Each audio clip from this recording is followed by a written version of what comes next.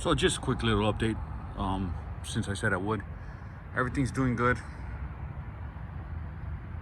Cabbage, kale, beets, radishes, and I don't remember what those were. I'd have to look it up. I decided to do potatoes, onions last minute, which are doing really good. Pretty impressed with that. I don't know why, but this looks like corn instead of a potato, but I didn't plant that, so that's really freaking me out. I guess we'll find out. The soil is doing really good. It stays moist, but it doesn't hold it, which is weird. I want to say that's broccoli. I don't know, but I got spinach here that's just barely coming up. The beets and the radishes are doing really good, which is really great.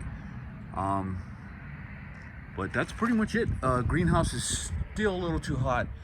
When it freezes or stuff like that, I'll put some of the plants over there. The peppers are over there, tomatoes, strawberries, which eventually I'll put over here.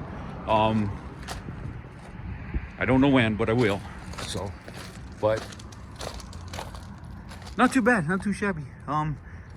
The shade cloth's gonna come off in a couple weeks because it's not as hot, which is great, but it still gets in the 90s. Check that out.